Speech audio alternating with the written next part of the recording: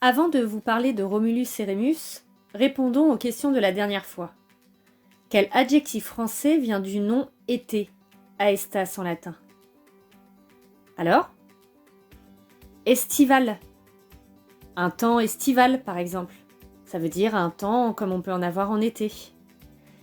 Et la question suivante, c'était comment s'appelle la première fleur du printemps? Sachant que le printemps en latin, c'est ver, V-E-R.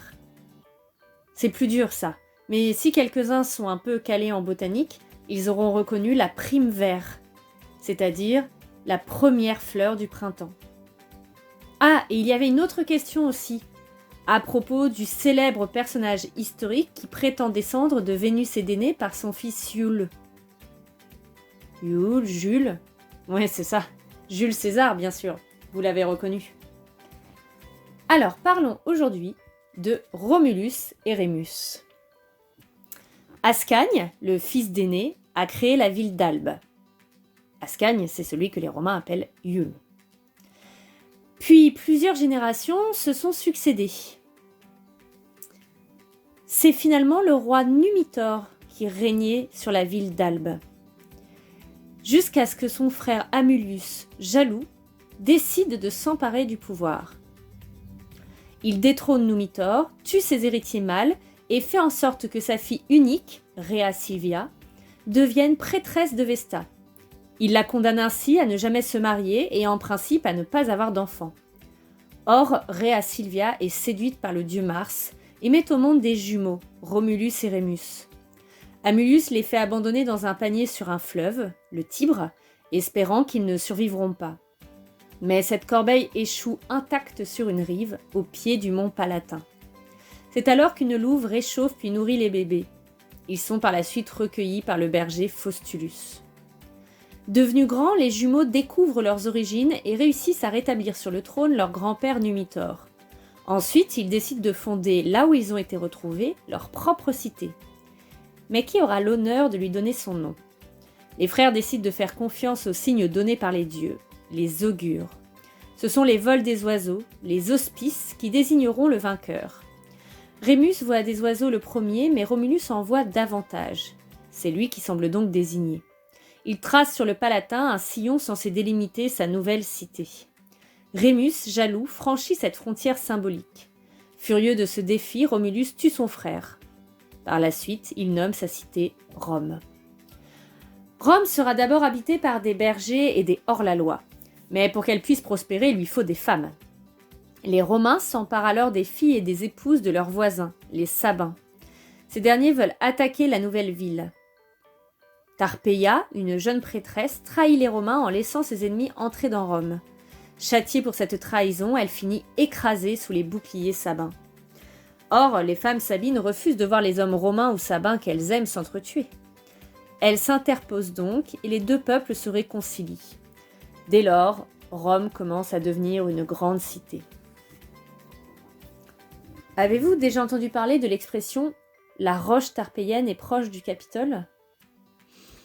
En fait, ça fait référence à deux endroits légendaires de Rome. Le Capitole, où l'on célébrait les grandes victoires militaires. Le Capitole, c'est la colline principale, la plus importante, la plus centrale de Rome. Et la roche tarpéienne, c'est l'endroit où mourut la traîtresse Tarpeia, dont on a parlé juste avant. En fait, cette expression signifie que l'on peut connaître aussi bien la gloire que les malheurs.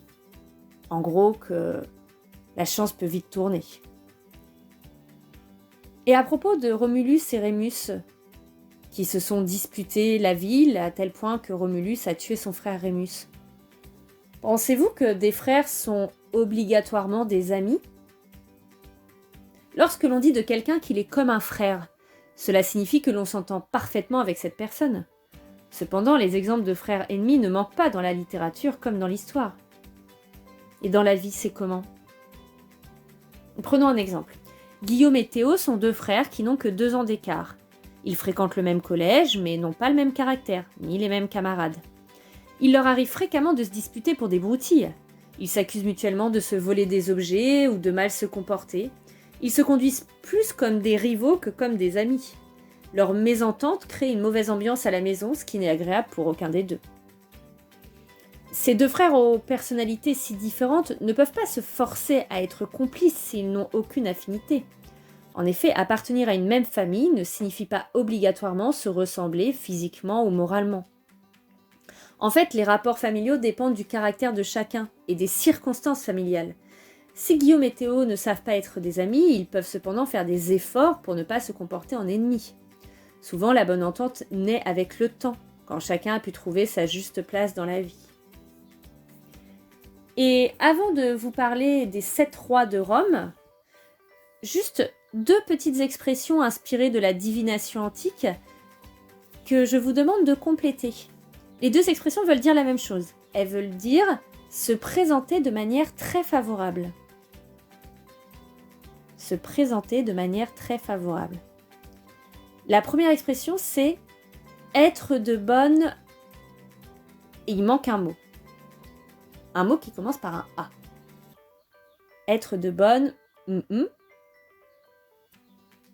On cherche une expression qui veut dire se présenter de manière très favorable. Et la deuxième expression, c'est se présenter sous les meilleurs... Même chose, il manque un mot. Et c'est toujours la même chose. L'expression doit vouloir dire se présenter de manière très favorable. Se présenter sous les meilleurs... Alors réfléchissez. Et complétez ces 2 expressions inspirées de la divination antique qui signifient se présenter de manière très favorable. La première, c'est être de bonne... Et la deuxième, se présenter sous les meilleurs... Pendant que vous réfléchissez, je vous parle un petit peu des 7 rois de Rome. Romulus, qui est donc le premier roi, le fondateur de la cité, a régné pendant une 30aine d'années. Puis il a disparu un jour de manière mystérieuse lors d'un orage. Les Romains ont pensé que les dieux l'avaient appelé parmi eux et ils l'ont honoré sous le nom de Quirinus. 3 rois sabins lui ont succédé.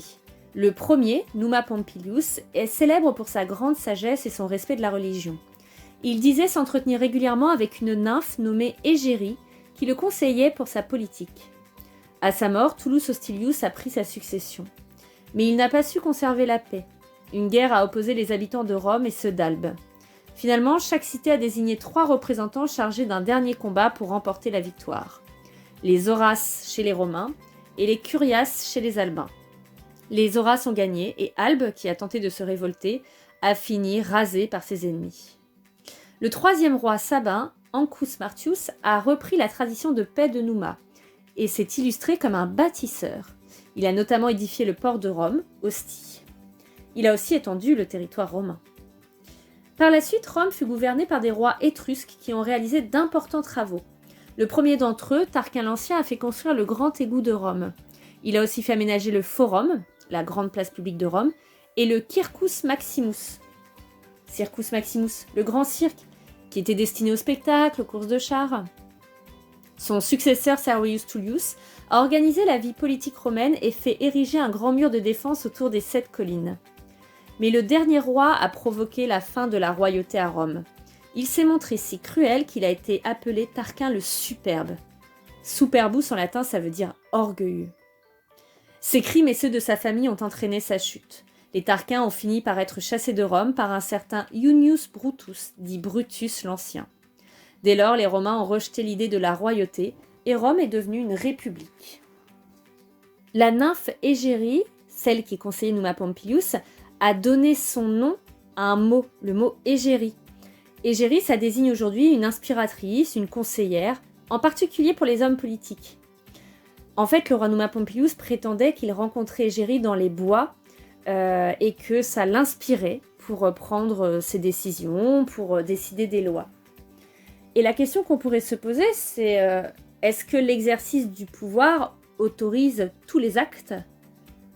Parce que, vous l'avez compris, les Romains ont renoncé à la royauté quand ils ont vu que le roi abusait de son pouvoir personnel au détriment de la puissance de Rome.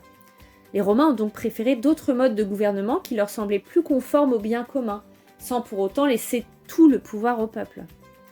Parce que le chef d'un État, quel qu'il soit, se doit de prendre les mesures nécessaires à la sauvegarde de son pays. C'est à lui de prendre les décisions qui s'imposent au nom de tous. Il ne peut pas prendre en compte tous les désirs ou les préférences de chacun, mais il lui faut agir au mieux. On devrait pouvoir lui faire confiance sans réserve. Dans les faits, on sait bien que certains chefs ou souverains se laissent emporter par une impression de toute puissance ou préfèrent privilégier leur intérêt personnel à l'intérêt commun. Pour éviter cela, il faut que les dirigeants soient soumis aux mêmes règles que leurs concitoyens, afin que l'on puisse contrôler leur pouvoir et éviter qu'ils en abusent. En fait, un bon chef d'État doit savoir faire preuve d'autorité si nécessaire, mais jamais, jamais il ne lui faut oublier que son but final est le bien de tous. Celui qui exerce un grand pouvoir est tenu d'assumer de grandes responsabilités. Avant de se quitter, un petit peu de vocabulaire. Vous savez comment on dit roi en latin ? C'est le mot rex regis. Et ça a donné une racine en français, la racine reg ou reg, R-E-G. Essayez de trouver 3 mots français qui sont fabriqués sur cette racine latine. Le premier, quel est le prénom qui signifie le roi ? C'est un prénom masculin que l'on cherche, un vieux prénom plutôt. La deuxième question, comment appelle-t-on la personne qui règne quand le roi est trop jeune ? C'est-à-dire quand il y a un roi mais qui ne peut pas régner parce qu'il n'est pas assez âgé, on va nommer quelqu'un à sa place, mais ce sera ni un roi ni une reine. Ça porte un autre nom. Ça commence par rège. Et troisième question, comment appelle-t-on le meurtre d'un roi ? Pour vous aider, sachez que le meurtre d'un père, c'est un parricide. Celui d'un enfant, un infanticide. Et celui d'un homme quel qu'il soit, un homicide. Alors à votre avis, comment appelle-t-on le meurtre d'un roi ? Sachant qu'on cherche toujours des mots fabriqués sur la racine rège, R-E-G. La réponse demain.